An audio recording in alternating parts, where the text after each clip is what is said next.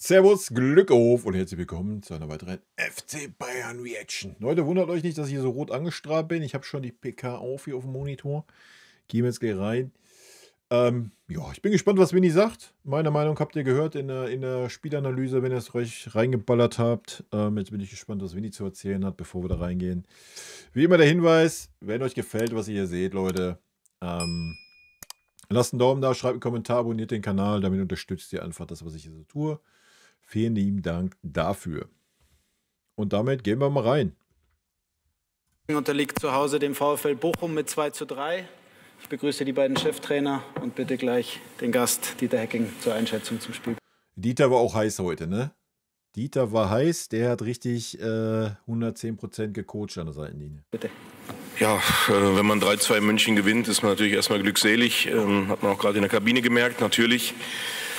Zum Spiel, ja, ich glaube, wir haben zwar die Aufstellung gesehen, haben aber auch gewusst, dass immer noch sehr viel Qualität auf dem Platz steht. Ja, das hat man, glaube ich, auch in der ersten halben Stunde dann oder 35 Minuten absolut gesehen. Wir sind fast nur hinterhergelaufen. Bayern hatte Riesenchancen, das Ergebnis deutlich höher zu stellen, plus den verschossenen Elfmeter. Ja, und das waren vielleicht diese 3 Momente in der ersten Halbzeit, der verschossene Elfmeter, wo wir danach das 2:0 bekommen, ja, dann das 2:1 und dann der Platzverweis, was uns dann so ein bisschen den Glauben gegeben hat, dass dieser eine Moment, ich habe gerade zu Vincent gesagt, er hat auf der Pressekonferenz was Tolles gesagt. Ja, gehe ich mit. Ne, ist ja auch das, was ich in der Analyse so ein bisschen gesagt habe. Man hat dann bei 2:0 habe ich gesagt, das Ding ist durch. So, 2:0 habe ich auch im Vorfeld dieses Spiels gesagt, 2:0, dann hat Bochum keinen Glauben mehr. Es steht 2:0 in München, dann ist alles gut, alles durch, ja. Wenn du natürlich dann so ein Tor daher schenkst, ich meine, Müller sah da alles andere als gut aus, Urbich konnte da nichts machen, aus 8 Metern da reingezimmert, das Ding. Wenn du danach dann die rote Karte kriegst, mit 10 Mann da bist, natürlich kriegt der VfL dann nochmal Glauben, ist doch klar, ne? Vor dem Spiel, wo er in Burnley letztes Jahr war, wie sich so ein Abstiegskandidat fühlt. Genau das habe ich der Mannschaft heute gesagt. Wenn wir heute den einen Moment haben, dann müssen wir da sein. Ja. Und wir hatten 3 Momente in der ersten Halbzeit, sprich der verschossene Elfmeter, das Anschlusstor und den Platzverweis. Auch das hast du gemerkt. Ja? Auch das hast du gemerkt, dass danach auf jeden Fall nochmal ein Ruck ging, ja, bei Bochum. Ja, das war halt auch ein Zeichen. Ja, mach das Ding rein, dann ist der Drops gelutscht, Alter. Ja, aber ja, das ist Fußball am Ende, ne? Das waren noch nicht schon 2 Momente zu viel, die wir gebraucht haben, um wach zu sein. Und zweite Halbzeit, da muss ich dann allerdings sagen, haben wir es dann auch wirklich gut gemacht. Wir waren selber so ein bisschen, glaube ich, wie gehen wir jetzt mit der Situation um? 11-10, eine ganze Halbzeit gegen die Bayern. Du weißt, sie haben immer noch viel Schnelligkeit im Angriff, wo du nicht zu viel Risiko gehen darfst. Andererseits müssen wir den Druck erhöhen, um selber torgefährlich zu werden.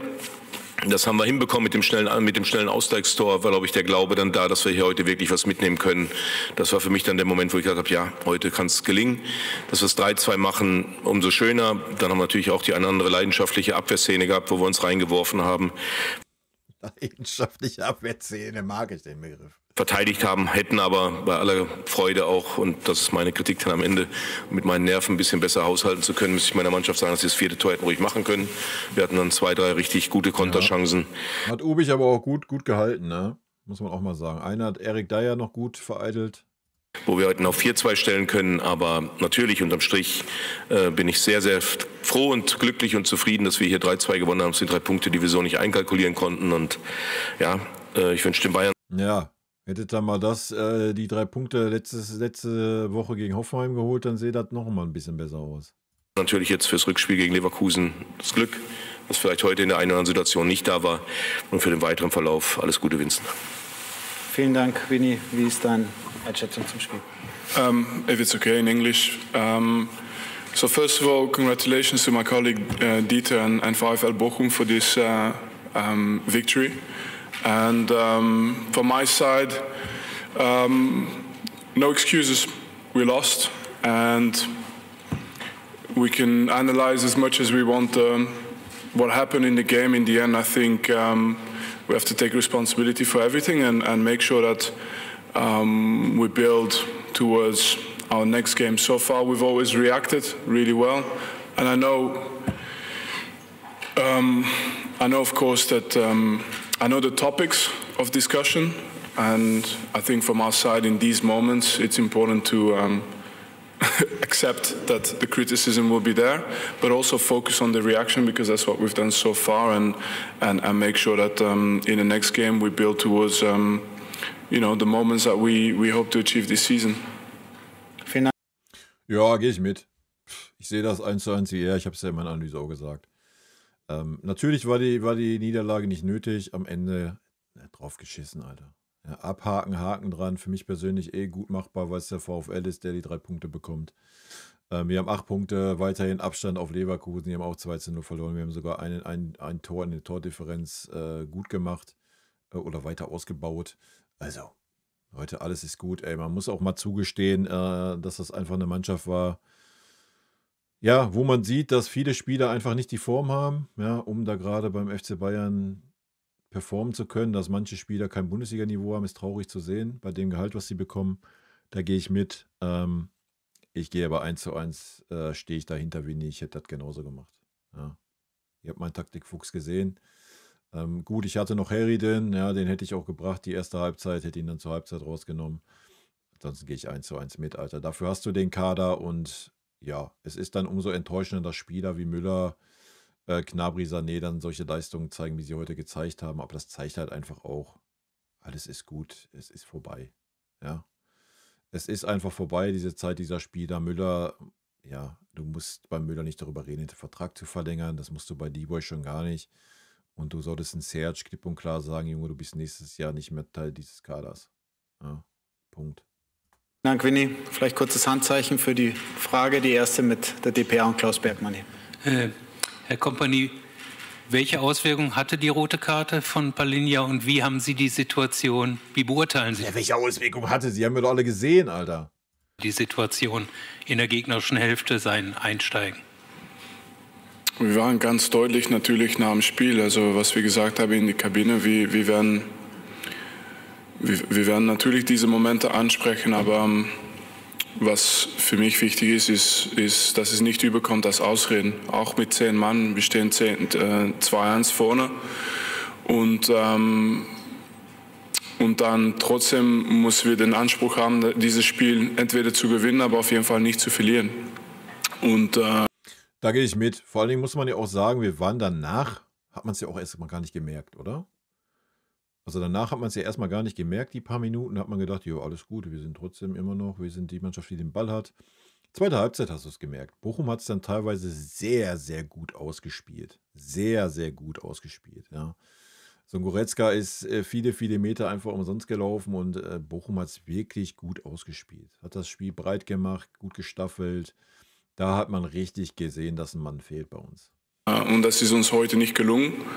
Und nochmals, ich will jetzt auch nicht kleinreden, was Bochum gemacht hat. Ich glaube, die verdienen jetzt dieses Lob, dieses Gefühl, dass die verdient gewonnen haben. Und bei uns jetzt, ich kann alles sagen, ich kann eine halbe Stunde PK machen, aber letztendlich, Sie wissen schon, wir haben verloren. Und es ist eigentlich jetzt nur dieses nächste Spiel, die für uns wichtig ist. Und Sie werden die Frage wahrscheinlich bald stellen. Leverkusen hat auch verloren, aber es ist mir egal. Aber die Aktion von Palhinha, strittig? Ich habe es noch nicht zurückgeschaut, mit Absicht, weil, wenn ich meine Meinung sage, ich habe es nicht zurückgesehen, also meine Meinung ist nicht faul oder nicht faul, ich habe es noch nicht gesehen. Aber wenn ich wenn ich ein Gefühl bekomme, vielleicht ist es nicht eine rote Karte, dann klingt es wieder wie ein Ausreden und das hat überhaupt keine Mehrwerte heute. Deswegen totales Respekt. Starke Worte, ne? Starke Worte. Und gehe ich mit, ja. Aber natürlich, man hat es gesehen, zweite Halbzeit war es auf jeden Fall ein Handicap für uns. Für die Gegner. Ich weiß, was das für Energie gekostet hat, auch für den und was solche Momente bedeuten. Und jetzt, aber für uns kommen noch andere Momente und das ist schön in meinem Kopf. Ja, gibt es noch weitere Fragen? Da hinten noch der Kollege, bitte. Wie gesagt, wenn Leverkusen gewonnen hätte, müssten wir das natürlich alles ein bisschen kritischer sehen. Ja, da müssten wir auch ein bisschen mehr reingehen, vielleicht in Details und bla und Sülz. Würde nichts an meiner Meinung ändern, ja, dass wir mit einer sogenannten B-Mannschaft gespielt haben, für mich völlig fein. Dann könnten wir das Thema echter Stürmer mit Harry Kane vielleicht ein bisschen mehr aufmachen und so. Aber hätte Fahrradkette. Leverkusen hat auch verloren, also Haken dran an dem Spiel. Glückwunsch an den VfL. 3 wichtige Punkte für den VfL im Abstiegskampf. Freut mich für den VfL. Für uns natürlich traurig. Aber sich jetzt an irgendeiner Serie hochziehen, dass wir, was weiß ich, wie lange zu Hause nicht verloren haben in der Bundesliga. Leute, drauf geschissen, Alter. Interessiert am Ende der Saison keine Sau. Es interessiert, dass wir am Ende der Saison auf Tabellenplatz 1 stehen, deutsche Meister werden und dass wir am Dienstag in Leverkusen eine gute Leistung bringen und weiterkommen. So, das ist, was interessiert. Ja, und da musst du jetzt heute einfach mal den Haken dran machen. So. Und nochmal, Leute, es ist der VfL.